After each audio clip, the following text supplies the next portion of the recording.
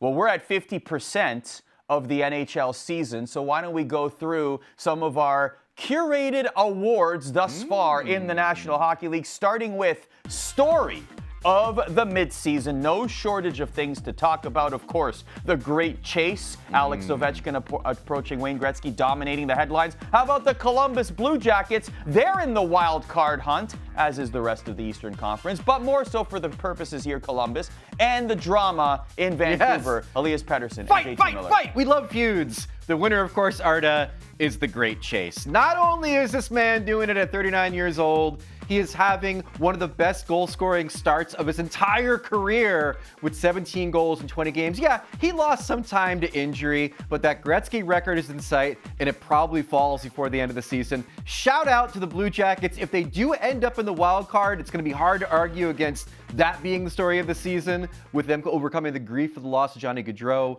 But right now, you have to say the exciting part of this year, the biggest story of this year, is the Alex Ovechkin goal record chase. And it will remain the biggest story in the NHL until he surpasses Wayne Gretzky. Now, despite everything you said there, yes, Alex Ovechkin is not a finalist in our next category, Player of the Midseason. Here are your nominees: Leon Draisaitl, Nathan MacKinnon, and Connor Hellebuyck, all Hart Trophy candidates right now. But who gets the nod in our awards? As of this show right now, the Winnipeg Jets have 30 wins. Connor Hellebuyck has 27 of them.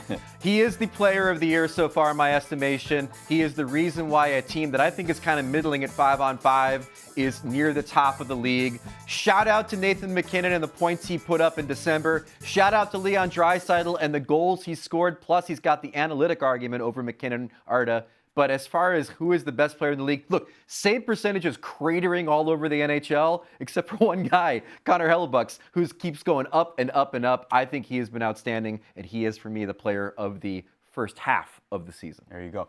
Your bow tie's crooked. Just give me one second. Thank you. There. Thank you very much. Excellent. Oh, thank you. Thank you. All right, from happiness to disappointment, we're going to talk about our biggest disappointment from the midseason. Two teams, one player. The Nashville Predators had high hopes with their busy offseason. They have not got the job done so far. The New York Rangers are not where they want to be in the standings. And of course, you talked a lot about the memo that has gone league-wide by the GM.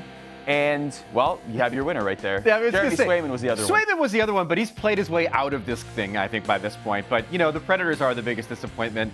When you are a team that was top 10 in offense last year, okay, and then you bring in Jonathan Marchessault, and you bring in Steven Stamkos, and then you get to the bottom of the league offensively after those acquisitions, they had all the hype in the world, Arda, before the season. They haven't lived up to any of it. I will say, caveat, they showed last year they could put together 18 games, and all of a sudden they're back in the playoff conversation.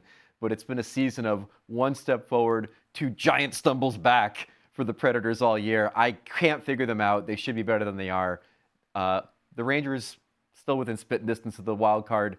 The Predators are not. Yeah. They're the biggest disappointment. There are very few teams that you are completely counting out at this point in the season. Most of them are in the West. The Nashville Predators, shockingly, definitely one. Many of them are in Buffalo also, let's just point out. Yes.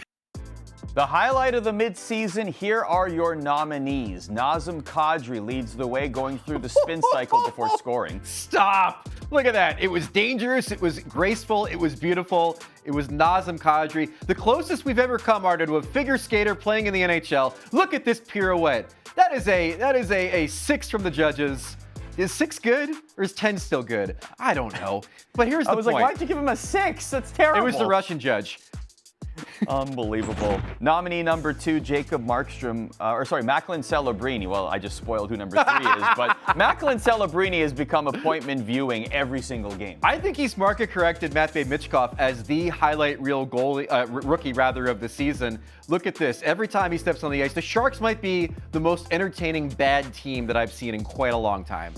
And that's saying something. When you want to watch a bad team, they might lose 6-4, but Macklin Celebrini is going to give you something worthy of the SportsCenter top 10. And speaking of SportsCenter top 10, unofficially leads the league in highlight reel saves, Jacob Markström. This might have been the best goaltending game of the last 25 years. Markström had at least 3 10-bell saves in this game.